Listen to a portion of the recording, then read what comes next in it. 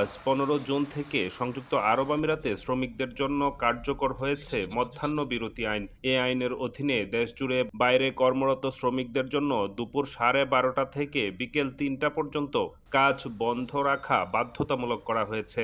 এই বিরতি আইন চলবে 15 সেপ্টেম্বর পর্যন্ত। আইন ভঙ্গকারীদের গুনতে হবে মোটা অঙ্কের জরিমানা। মধ্যাহ্ন বিরতি আইন লঙ্ঘনকারী প্রতিটি শ্রমিককে ৫,০০০ দিরহাম জরিমানা করা হবে। যদি একাধিক কর্মী লঙ্ঘন করে তবে সর্বোচ্চ ৫০,০০০ দিরহাম পর্যন্ত জরিমানা করা হবে, যা বাংলাদেশি মুদ্রায় প্রায় ১৭ লাখ টাকা।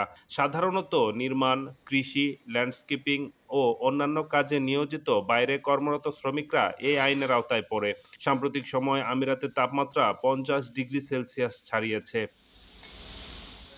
বর্তমান সময়ে গরমের তীব্রতার কারণে বেশিরভাগ গাড়িও হিট হয়ে যায়, তাই এ সময়ে গ্যারেজ এরিয়াগুলোতে থাকে প্রচুর কাজ।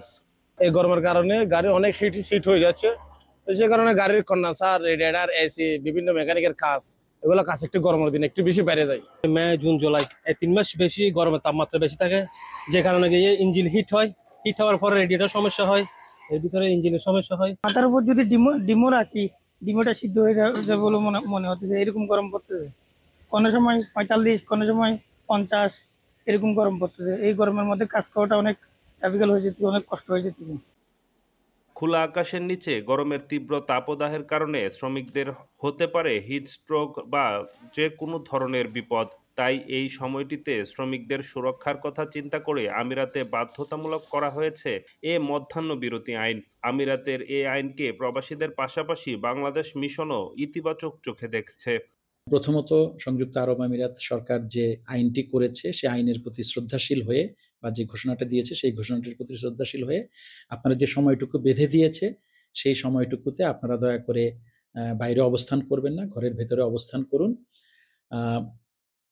এবং এই সময়ে অবশ্যই যে কোনো ভারী কাজ থেকে বিরত থাকুন।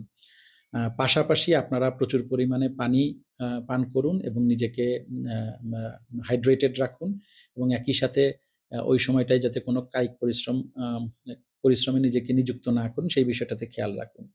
পাশাপাশি আমার যারা এখানে বাংলাদেশি এবং অন্যান্য যে এমপ্লয়িরা আছেন তাদের প্রতি আমার একটা অনুরোধ থাকবে যে আপনারা এই দেশের আইনের প্রতি শ্রদ্ধাশীল হয়ে আমাদের যে প্রবাসী কর্মীরা আছে তাদেরকেও এই সময়টায় যাতে তারা কাজ না করে সেই জায়গাটা থেকে বিরত রাখুন এবং তাদেরকে উদ্বুদ্ধ করুন এবং প্রয়োজনে তাদেরকে নিবৃত্ত করুন।